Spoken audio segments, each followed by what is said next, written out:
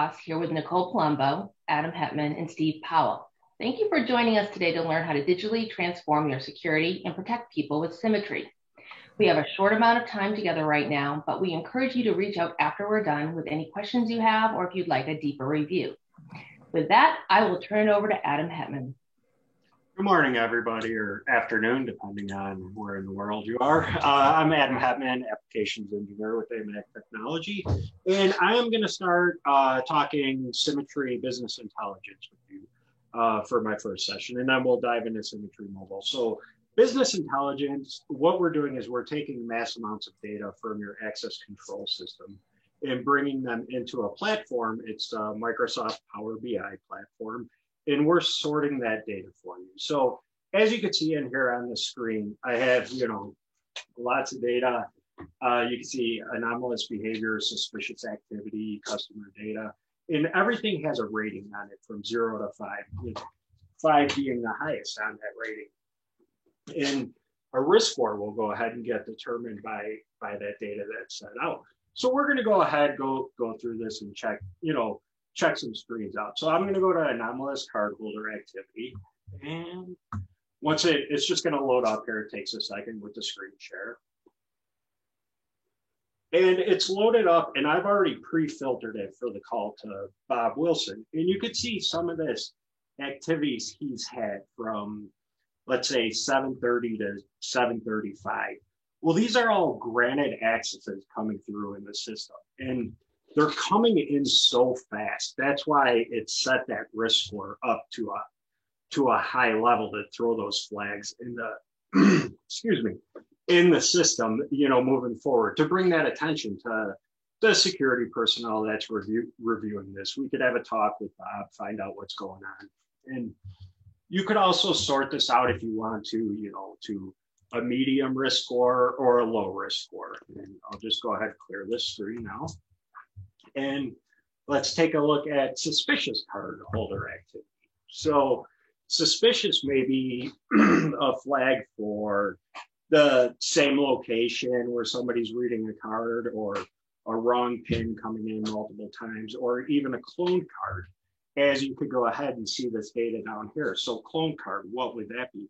Maybe I'm reading a card in our Florida office, and also in the Chicago office at the same time. That's going to throw a flag for a clone card, right? I physically can't be in 2 places at one time. So now that's that, like I said, that throws the flag, causes a problem. Let's find out what's going on. Did somebody get a hold of my access control card, clone it, and is now getting into the same place? But wrong pins also, if I'm swiping the card trying to enter my pin in,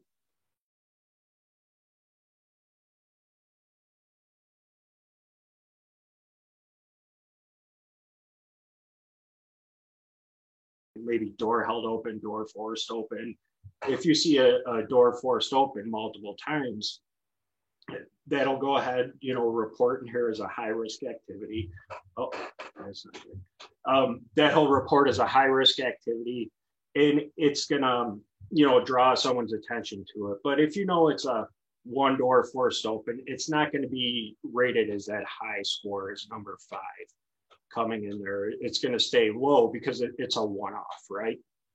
So this is what the great part about Power BI is how it's going to take all this data for you and put it in one place where it could be reviewed. You could also look at access levels. Who has access? Let me go back to that first screen here really quick. By how much access a person has, that's going to go ahead and bring up the risk score. As you can see, this first name here has a level of 5, where the lower name has a level of 1. So that's telling me Bob has access to a lot of areas where Cameron doesn't have access to a lot of areas, is not causing as much as an inside threat at that point, right? So I'm going to probably want to go look at Bob's access levels inside the access control system now, and maybe take some stuff away, because I know he could get into all of these different doors and everything throughout the building, possibly into, documents that he shouldn't be able to see, anything like that at that point. And This could also be tied into your HR system where employee on, a new employee could have a high risk score because they're in that 90-day window. We don't know a lot about them, or if somebody puts in a 2-week notice, we could go ahead and raise their risk score also because they'll be leaving. So they're, hey, watch out for them so they don't take any documents with them when they're leaving at that point.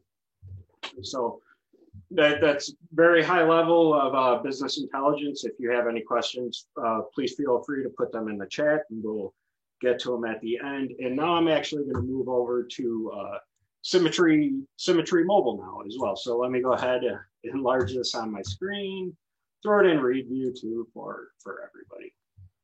So 1 second. Sorry about that, needed a quick drink of water. So Symmetry Mobile, this is our mobile platform. It's hosted by AMAG up in Microsoft Azure Cloud. And what this is doing, it can be tied in with AMAG Symmetry Access Control System, but it could also be tied in. I'm sorry here. Okay, so it could be tied in with other access control systems as well too.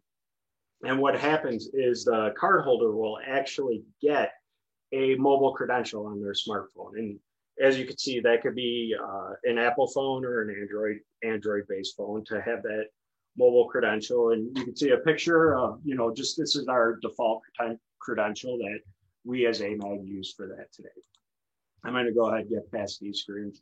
And then also on the other side of the badge, we have an ID check that could be used too as well. So if you just tap that virtual badge on your credential, it could be flipped over and scanned by security if they want to go ahead and verify who you are, that you do have the right badge on your phone. So how do we get that information from the access control system into your smartphone? So what's going to happen is the cardholder is going to be entered into your access control system. You're also going to include their email address. When their email address is put in there and it sees that cardholder, that user, the identity will be brought to the Symmetry Mobile admin portal. They're created in there as well. Once it sees it in that admin portal, the admin portal will then send an email to the user.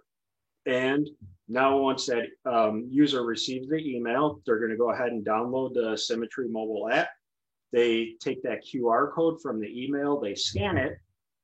And once they go ahead and scan that, it's going to bring them into the app because it knows who they are now, right? It was emailed to them, ask them to take a photo. They go ahead, they take a photo of themselves, a selfie. Or they could upload a photo if they want to. And it gets sent back into the admin portal to be approved at that point, so just so nobody takes a picture of their dog, something like that, it is their true face that it's approved. Once it's approved, all the access rights that they have in Symmetry Access Control are placed on that mobile badge. Now we've taken this a step further as well too, right? What about return to work?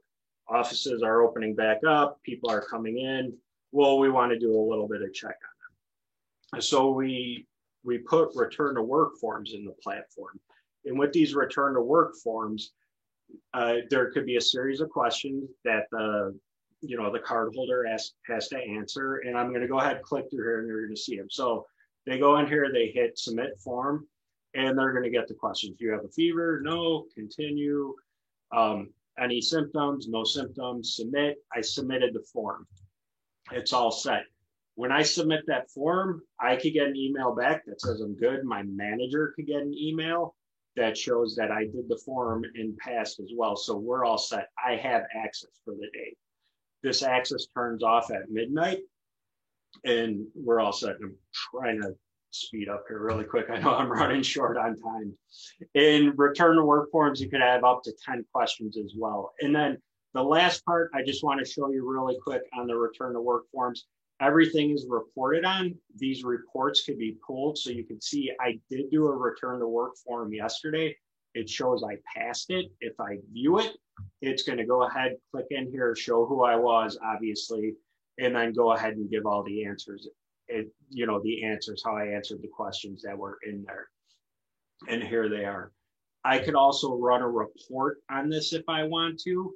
And during that report, so that could be used for auditing. Who did the forms that day? What were their answers? Did they pass or fail? And at that point, now I'm going to turn it over to Steve really quick because I went a little bit longer than I should have there. So, Steve, stop sharing and you're on. All right, if you can give me just a minute here.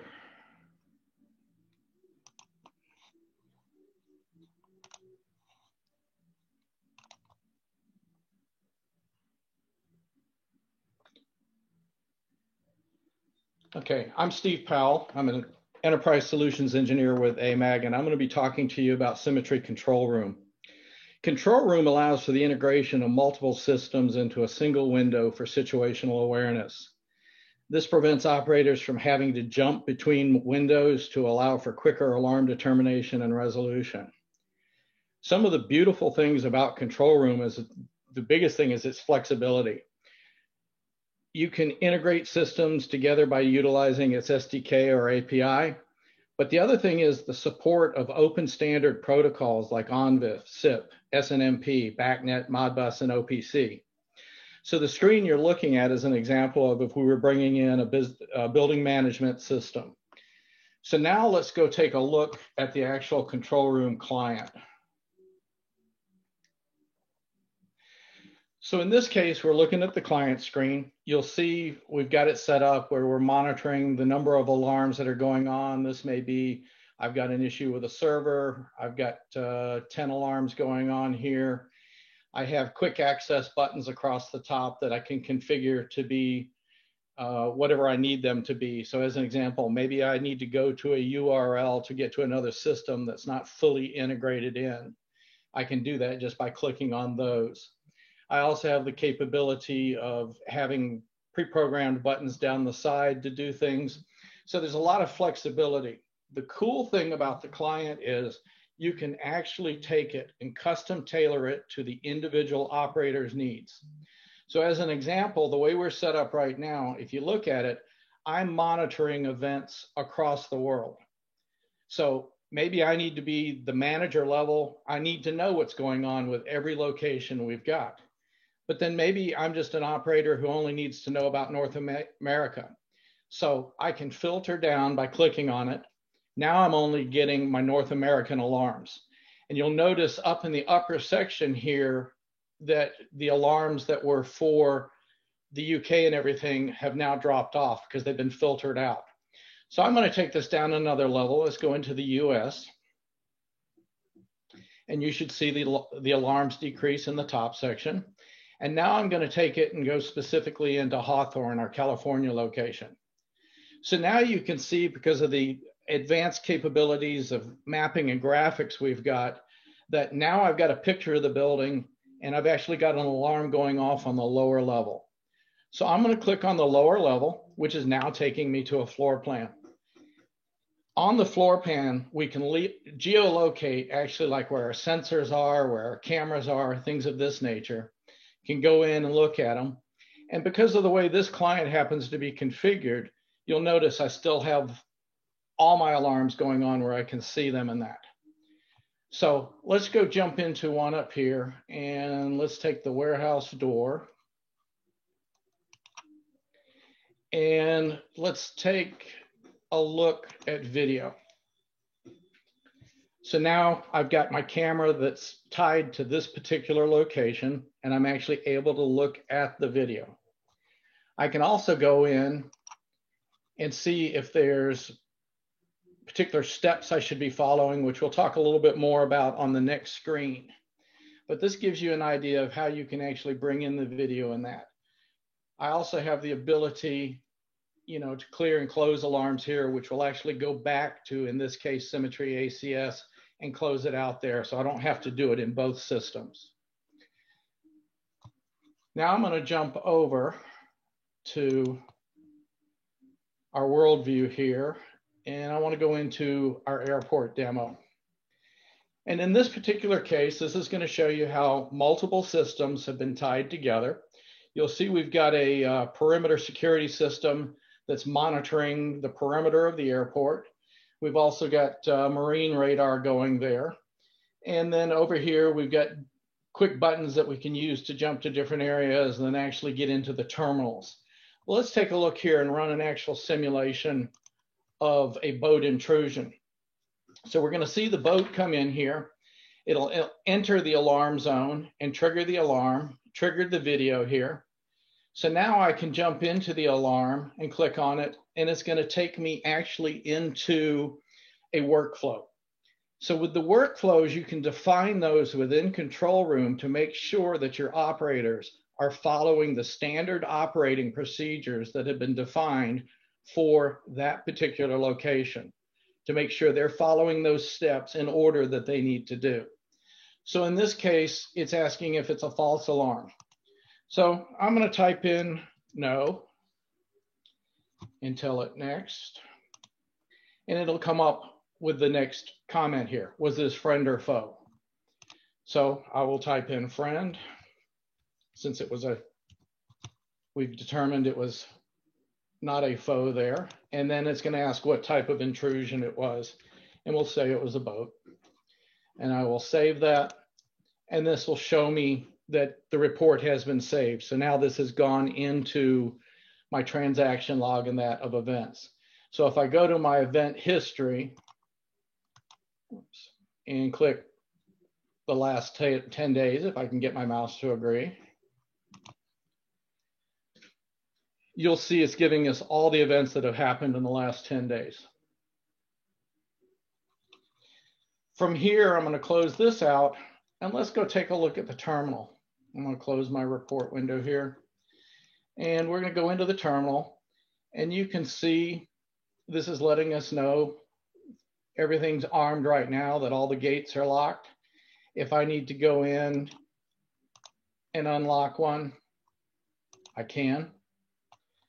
Now that door is unlocked, I can go back in and lock it.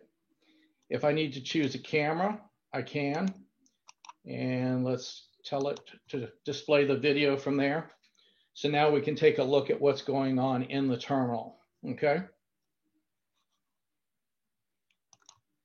Now, going back to what we were talking about, bringing in different systems, let's go take a look at one of the parking garages, because this is showing me where I've got different fans, I've got lights going on, so I can control my lighting if I need to. You know, in some cases now on weekends and things like that, since security may be monitoring a facility 24/7, you may not have maintenance personnel on site all the time. So you could collect alarms from your BMS and monitor them in the SOC over your weekends and night hours, things of that nature. So now I'm going to turn my lights off. I've got a problem with this fan. I can actually shut it off. And it gives me the ability to go in and do other things that you can predefine. This gives us a pretty good idea of some of the functionality and a quick overview for Control Room. I'm going to go back here for just a second and bring back up my building. And then I'm going to pretty much wrap it up here and give you contact information for those that need it. All right. Thank you, Steve. Thank you, Adam. As a reminder, please make sure that you're typing any questions that you may have into the chat. We do have a few minutes before we need to wrap up, so I will start running through the questions. So the first question we have here is, what platform are your hosted solutions hosted on? So our hosted platforms are actually hosted on Microsoft Azure in you know, the Microsoft Data Center. Okay, perfect. Thank you, Adam. I will, all those platforms too are SOC 2 compliant as well. Great. Next question here. Are you able to access building intelligence, are you able to access business intelligence from a mobile device? Yes, it can be accessed from a mobile device. You will need to have the Microsoft Power BI, you know, I believe there's an app for it on a mobile device, and then it will need connection to that server.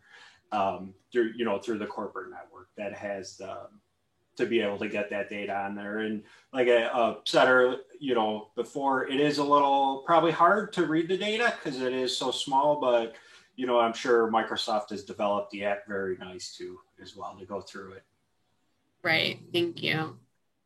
Okay, so I see a question here in regards to control room. Can I bring in an access control system from multiple sites and centrally monitor them? Yes, you can. So as an example, if you had independent Symmetry ACS systems running at multiple sites, you could then tie those back through control room as far as from a monitoring standpoint, so that you've still got the actual Symmetry servers out at those remote locations, but you would have the visibility as well as being able to deploy the remote clients for control room at those sites also. Okay, great. Thank you, Steve. There's another question here in regards to control room. To bring in maps, are you limited to a certain format? No, you're not. There's a number that can be brought in with maps. You can do ArcGIS as well as OpenStreetMaps and a number of other things. As far as your floor plans, of course, you can do your standard DWG, et cetera, and we can get you a complete list of all the different formats that are supported if you have, need further details. Great, thank you. I see an additional question here in regards to Symmetry Mobile. Is it common for end users to replace physical badges with mobile credentials? And would it be acceptable to only mobile badge a certain amount of the population? So for the second part of the question, yes, it's acceptable to, only give certain part of the population mobile badges if you want to. And yes, you can replace the physical credential of, of a card holder if you would like to with just a mobile badge, or you could also have a physical credential and the mobile credential if you would like. Inside the Symmetry software, a card holder can have up to 8 cards assigned to them. Great, thank you, Adam. I don't see any more questions, but I will give a brief pause just in case anybody's typing. Any last additional thoughts or questions? As you see on the presentation, please reach out to us. We have all of our contact information at amag.com/contact, or if you just go to amag.com, there's a contact section with all of our contact information. Well, I don't see any additional questions. Thank you so much for everyone's time. Thank you, everyone. Have